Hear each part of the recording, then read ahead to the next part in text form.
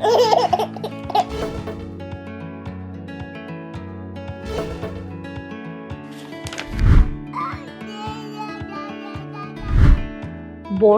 শিক্ষা ব্যবস্থায় শিশুই সমগ্র শিক্ষা ব্যবস্থার মূল কেন্দ্রবিন্দু হয়ে উঠেছে।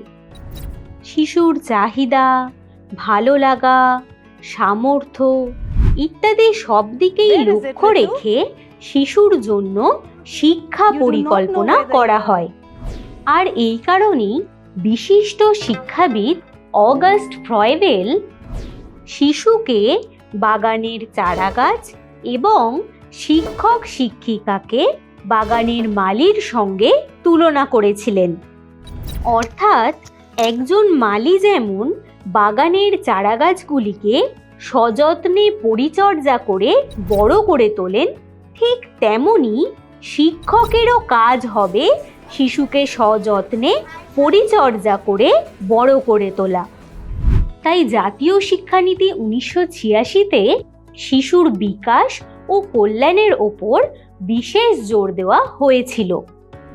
আজ আমরা প্রাক প্রাথমিক তথা প্রাক শৈশব শিশু কল্যাণ এবং শিক্ষা বা ইসিসিই সম্পর্কে কি কি সুপারিশ করা হয়েছিল সেই সম্পর্কে জেনে নেব।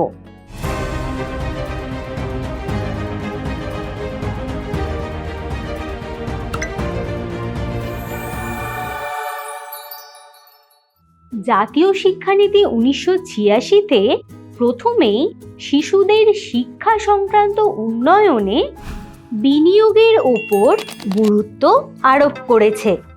তাই শিক্ষা খরচ, স্কলারশিপ ইত্যাদি প্রদানের ব্যবস্থা করার পাশাপাশি পিছিয়ে পড়া জনগোষ্ঠীর শিশুরা যারা শিক্ষাক্ষেত্রে প্রথম অংশগ্রহণ করছে তাদের জন্য অগ্রাধিকারের ব্যবস্থা করার কথা বলা হয়েছে এই শিক্ষানীতিতে।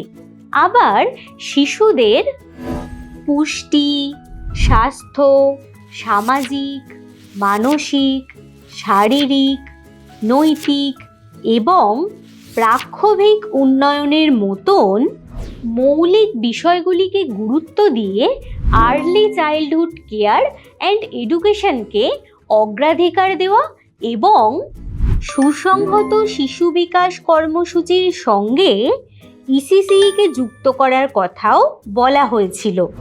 এই ইসিসির কর্মতালিকা শিশুকেন্দ্রিক হবে এবং শিশুর ব্যক্তিত্বের বিকাশ, ইচ্ছা ইত্যাদির দিকে লক্ষ্য রেখে গতানুগতিক শিক্ষাদান পদ্ধতির বদলে শিশুদের খেলার ছলে শিক্ষা প্রদান করার কথা বলা হয় এই শিক্ষানীতিতে।